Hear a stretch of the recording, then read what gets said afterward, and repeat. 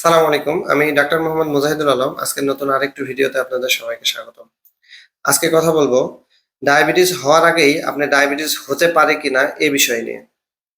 আসলে আম যখন দেখবেন আপনার ঘাড়ে, বগলে বা কুচকিতে কালো দাগ হচ্ছে, আপনার চামড়াটা উস্কো-শুষ্ক থাকতেছে অথবা আ কোনো কিছুর প্রতি খাওয়ার প্রতি যে ক্রেভিং বা সুগার বা এ জাতীয় খাবারগুলোতে যখন আপনার একটা আসক্তি মনে হবে, তখন বুঝবেন যে আপনার ডায়াবেটিস হওয়ার সম্ভাবনার দিকে আগাচ্ছেন।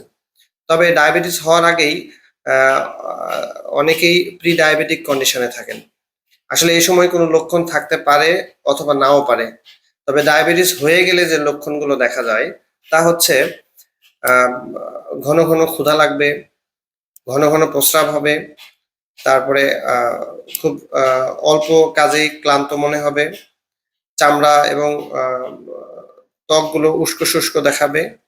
চোখে ঝাপসা দেখতে পারে এবং অল্প কাজেই দুর্বলতা আসতে পারে। তখন বুঝবেন যে আপনার ডায়াবেটিস প্রায় আপনার কাছে। আ এ আসলে এ সময় আপনার করণীয় কি? করণীয় হচ্ছে অবশ্যই ১ম এ এসে একটি পরীক্ষা করে দেখতে হবে। ডায়াবেটিস হওয়ার আগেই আপনি কি সতর্কতা অবলম্বন করবেন?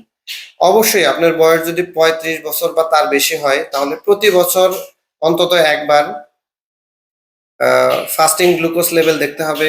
খাওয়ার ২ ঘন্টা পর গ্লুকোজ লেভেল দেখতে হবে এবং আ HbA1c পরীক্ষা করে দেখতে হবে। ডায়াবেটিস প্রতিরোধে আপনার করণীয়।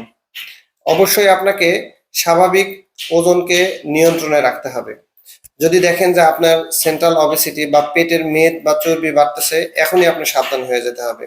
পেটের চর্বি বা মেদ আপনাকে অবশ্যই নিয়ন্ত্রণে রাখতে হবে।